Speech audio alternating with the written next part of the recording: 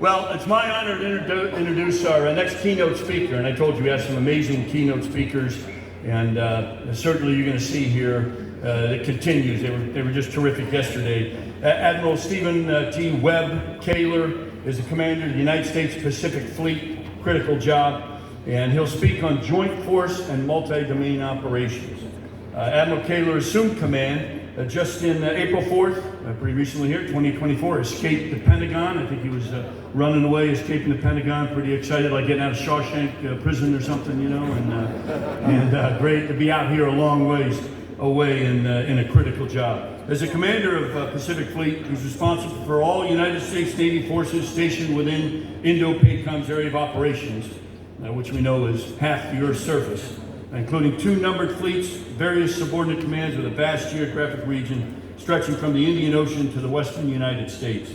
He previously served as the Director of Strategy, Plans and Policy, J5, on the Joint Staff. He was also Director of Operations, J3 for Indo-PACOM, Deputy Commander, U.S. Pacific Fleet, and Commander, U.S. 3rd Fleet. So please join me in a warm welcome for Admiral Webb Koehler.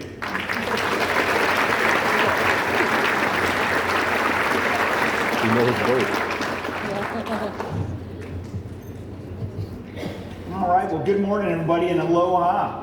Aloha. All right. Hey, first of all, I think, can you still hear me if I get rid of that in front of my face? Okay, they got me.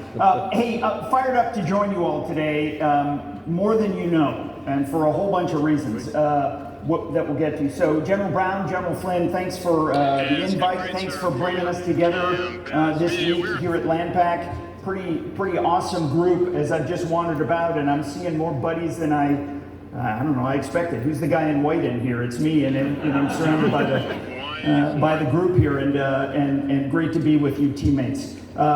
Really thankful for the opportunity to deliver a slight address here on multi-domain operations from the naval component perspective. We need everybody here, not to give you the bottom line up front, everybody here needs to be part of this game, and whether that's competition, crisis, or conflict, and ultimately the ability to have deterrence to avoid any of it. That's why I need everybody here. I'm honored to work with you all, and I share your zeal for advancing our all-domain capabilities and joint combined integration. Just so you know, anybody in this room who wants to come by PAC Fleet, you're welcome. We would love to have you there at the headquarters and part of our joint and combined work. I invite you at any time. I want to specifically thank our valued allies and partner chiefs of Army and other distinguished service leaders for making the long trip here to join us for this important event. And I would call out General Walker, who is here from the UK, and I do that, one, because he's a good friend, but also because I think he brought this weather. So anyway, good to see you, my friend. I hope that one of the things you take away from this conference is that we're in this together. It's important for us to take time this week to discuss not only the Army's vision and our joint and combined vision, but that of the Navy, that of Indo-PACOM for the future of the Indo-Pacific. When invited to speak here by General Flynn, I jumped at the chance, and I did so for a couple reasons. One, a very good friend, and we're synchronized in the needs of this theater. So certainly there. I did so for the opportunity to message all of you and anybody listening the need to synchronize all our joint actions and joint effects. And I did so to express to all of you that in any mission, whether conducting competition, humanitarian assistance and disaster relief, combat posturing in crisis, or complete conflict, it takes the entire joint and combined team to maximize those joint effects. We all must work together to synchronize our effects in an efficient manner and continue our joint team effort to maximize those effects. If the fight goes down, it will require a team effort with everyone and all of their skills in all domains to succeed. And in an effort to deter, which is what military people do, you know, the person who goes to the fight, if you're a just soldier, sailor, airman, Marine, it's with a tear in your eye. And so the argument of combat credible power in an effort to deter is our job. and I look forward to working that with you in a synchronized, joint, and combined way. That's going to make us prevail. The first and second island chains are no longer simply terrain for land forces to defend. They are now terrain from which land forces, along with those of allies and partners, can project decisive combat power. In the maritime domain, I need Army and Marine Corps teammates to do so, and they've made great progress on it. As the Joint Forces Maritime Commander, I need land-based fires. In the fight, that's what I need. I need those fires to support maritime movement and maneuver in support of sea control, SLOC protection, and logistics support. Land-based fires are a phenomenal SLOC controller. The control of choke points and will enable maneuver and movement of any and certainly my battle force. To integrate those land fires seamlessly, we must focus on all the joint warfighting functions. Easy to say here with the doctrine that you all have, but we must establish resilient command and control, enable mobile logistics, synchronize joint fires, and coordinate our intelligence protection, movement, and maneuver. Our efforts must integrate seamlessly and allow agile movement and maneuver across all domains. It's a critical requirement for our land and maritime forces to help us avoid operating from any sort of fixed position. Those land-based fires are an absolute imperative for support in the Indo-Pacific. Their integration and synchronization are key as a maritime component commander. As Captain Hughes said in a publication for us in Fleet Tactics and Naval Operations during his time as a professor at the postgraduate school, I quote, sea-based forces often must team with land forces that are located in friendly territory. Effective cooperation in joint and combined operations, both operational and tactical, is a modern-day imperative. Our Navy and Marine Corps team is pursuing a variety of these new initiatives, and here's some examples of what we're doing. Last month, DoD awarded a contract for the production of the Navy Marine Expeditionary Ship Interdiction System, or the Nemesis. It's a mobile, ground-based anti-ship weapon system intended to support land-to-sea strikes. It will be fielded by a small Marine Corps team in the littoral environment. Nemesis will contribute to our fleet's ability to achieve sea control, sea denial, and defense against adversarial amphibious forces. At its core, it's a combination of several proven capabilities, and that's why we produced and fielded rapidly. The weapon system is already deployed in the Naval Strike Missile, with the anti-ship missile as an existing control system and the chassis on the Joint Light Tactical Vehicle. It exemplifies the flexible procurement policy we are using to acquire what we need rapidly in a security climate that demands timely and quick delivery. So while the Navy Marine Corps team is making innovative advances, it's our Army team that is also making long-range advancements in the land-to-sea power projection in the Indo-Pacific. Whether we're operating in Oceania, in the archipelagic environment of Southeast Asia, responding to natural disaster in one part of the Indo-Pacific while conducting exercises in the other, we need support from the land domain to succeed in our collective goals.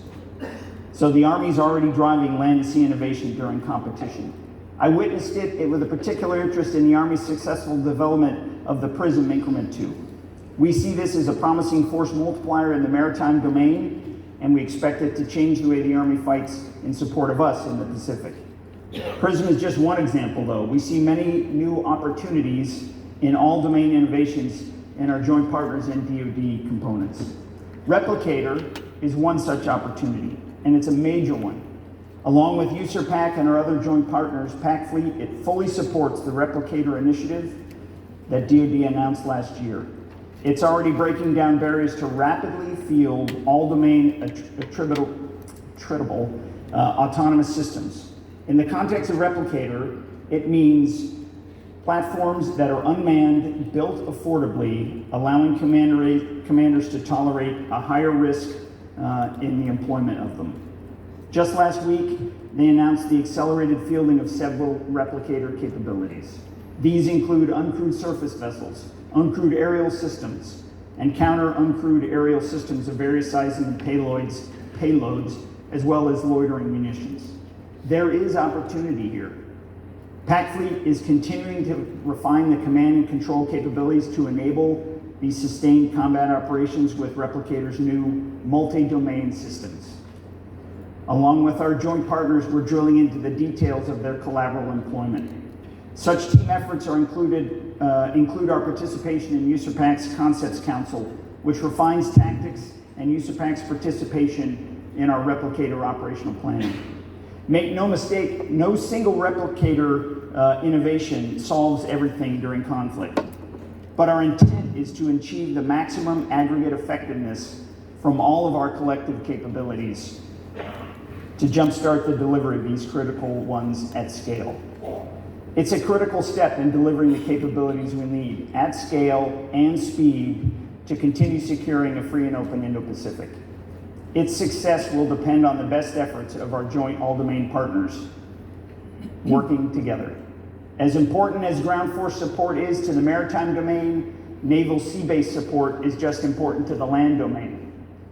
Fielding innovative new capabilities at scale and speed is just one of our joint efforts to advance multi-domain operations. On another front, General Flynn has made great strides in expanding the scope and scale of Operation Pathways, which is their regional approach to campaigning in the region, as you all know. Going forward, PAC Fleet will continue to give large and needed levels of support to Operation Pathways as we have in 2023 and currently in 2024. And this year, we look forward to Super Garuda Shield, Ultra-Freedom Shield, JPR MRC, among other major commitments. That's the turn in the region, working together with you all, multi-domain, multi-service, and ensuring we're postured for deterrence. Last year, under Pathways umbrella, we committed major assets to support the largest ever exercise Talisman Sabre. The America Amphibious Readiness Group supported amphibious operations with the Marine Corps in the Coral Sea, along with USS Rafael Peralta and multiple logistical support ships. This exercise included 2 amphibious assaults with multinational participation. Just weeks after completing that, we demonstrated our agility by supporting the largest ever Super Garuda Shield in Indonesia with USS Green Bay and embarked Marines. We also committed our forces last year to new levels of participation at the Joint Pacific Multinational Readiness Center. During JPMRC 24-1 last November, Decatur supported with Tomahawk strike training, joint naval surface fire support, deck landing qualifications with the Army, and also we witnessed the potential of the Army's multi-domain task force in the maritime domain with successful HIMARS live fire in Palau. We now regularly conduct joint fires coordination with the MBTF to achieve massed joint effects in the maritime domain. We are already off to a good start this year in other efforts. In February, we sent USS Somerset and USS Halsey to support the largest ever and most complex exercise, Tiger Triumph, in India. Tiger Triumph, in addition to featuring combined training with their Indian counterparts, focused on interoperability in humanitarian assistance and disaster relief. The Pacific Fleet remains committed as the HADR partner and enabler in the Indo-Pacific. We have demonstrated this with our continued support to allies and partners, and in last year, volcanic eruptions in Papua New Guinea, as they displaced numerous communities and cut off access to food and water, we were there. This occurred right after Talisman Sabre, as you remember, and we diverted USS America, one of the most powerful assets we have, from her planned port visit to support those efforts. Our carrier strike groups are always on call in the Indo-Pacific to support the HADR effort. In May 23, Super Typhoon Mawar made landfall on Guam. The strongest storm to hit Guam in 22 years, it caused widespread destruction. The diversion of the Nimitz Strike Group to assist arrived near Guam within days, along with providing all of the standard HADR assistance with her air wing. She also served as a communications and radio transmission hub for local authorities. In addition to the HADR response, we have our long-standing Pacific partnership after the 2004 mission. We founded the Pacific Partnership after the 2004 Indian Ocean tsunami to assist our partners in building their disaster response capabilities. and we have renewed commitment every year since.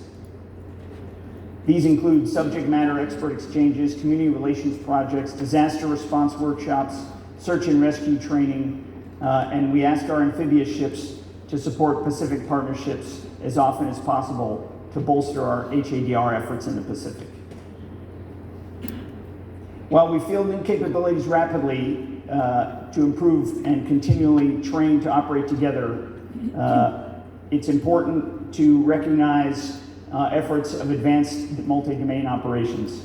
And all we have to do is to look to Ukraine to see that. And while we're in the Pacific here, the lessons out of Ukraine are mightily important as we absorb them into multi-domain operations that we need here. The Ukrainian advantage is that they've been fast to adapt to multi-domain operations. The Ukrainians have demonstrated their ability to integrate land, sea, air, space, cyber, and information to achieve massed effects. We've seen that with integration of unmanned systems with legacy systems to hold the Black Sea Fleet and its military ports at risk, forcing operations further from Ukraine. Their effective use of unmanned systems against an entire fleet is revolutionary in the development of warfare. The space domain has also contributed to operations in Ukraine in transformative ways, particularly in providing overhead imagery for intelligence. These lessons are important for us to learn as we improve our interoperability during our joint and multinational exercises.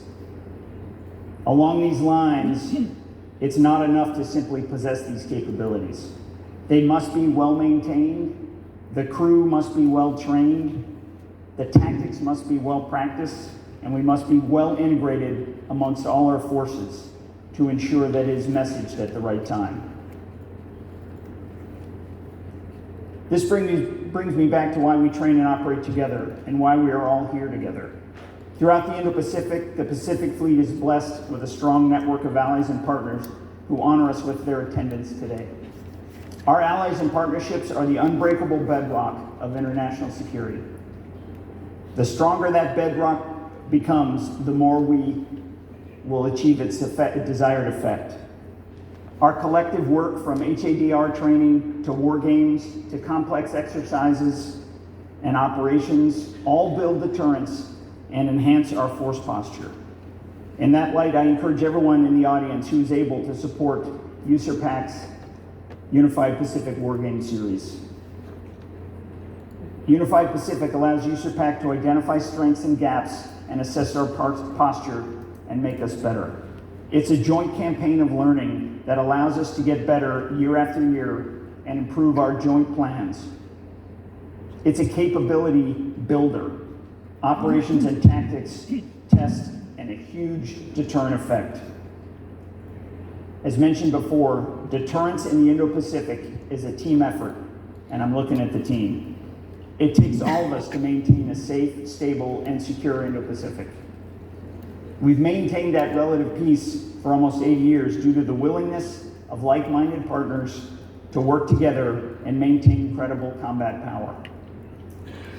All of us have a choice to make and a role to play in maintaining a rule-based global order. I couldn't be more impressed with the progress we've made together in accomplishing that mission. Together we will continue to seize the initiative and maintain it in the Indo-Pacific. To prevail, we will continue to innovate, refine our joint and combined capabilities and integration, and ensure regional stability through persistent joint and combined operations. PAC Fleet is synchronized with all the joint components and the whole combined group here. I'm fired up to work with all of you, and that is from the bottom of my heart and the joy to be here. So thank you very much. Let's get after it, and mahalo.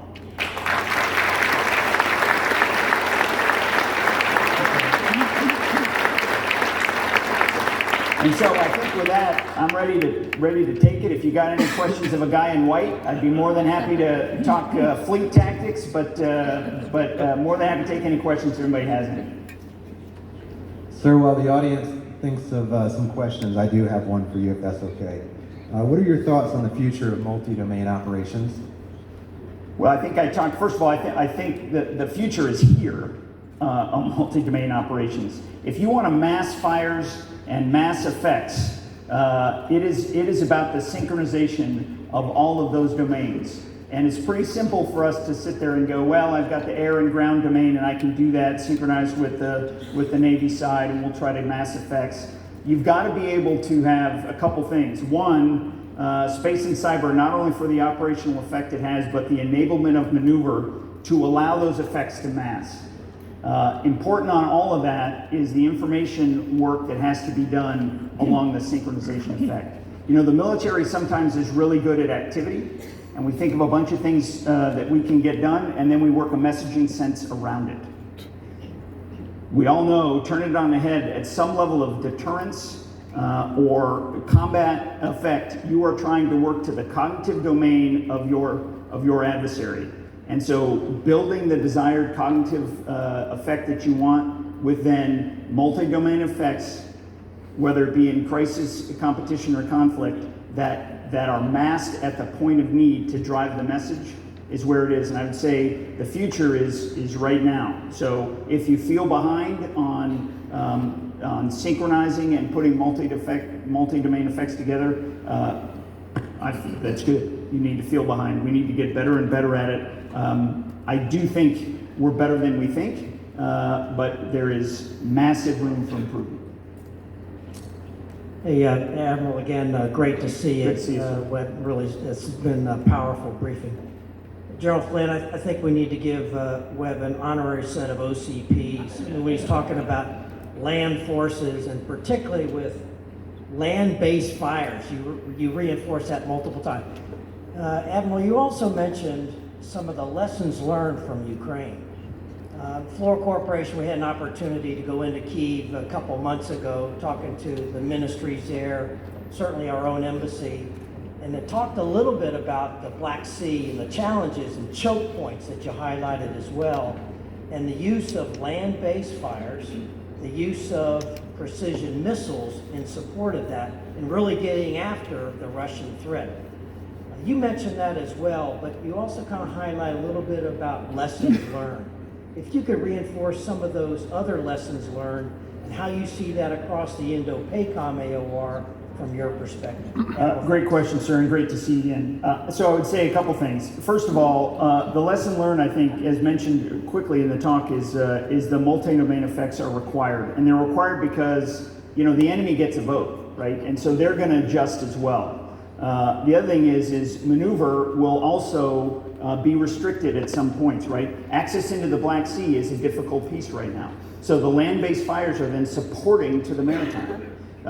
If you had that opportunity to then open up those slots, and there's other political things and stuff's involved there, but if you want to have flexibility in the ability to mass effects, that's the point of having everybody in the game, right? And so two things I would say on the lessons learned. One is that a lot of times the multi-domain piece are enablers to then for a follow-on either maneuver or effect, which is obviously within doctrine, but we really have to think about that just to be able to get in there and fire to then maneuver to then fire again is within doctrine. It is now combined in the space, cyber, and unmanned world, right, in the sort of multi-domain game. So I think that's one. The second thing, as mentioned, is that you have to have flexibility of fires and to get after any sort of enemy, because they're going to adjust to you too.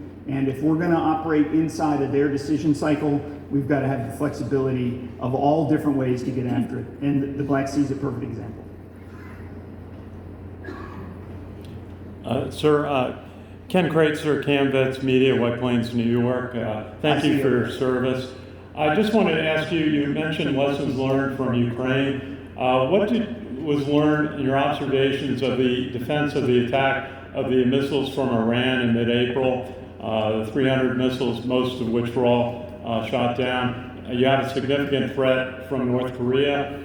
What's your observation and thoughts on your preparedness?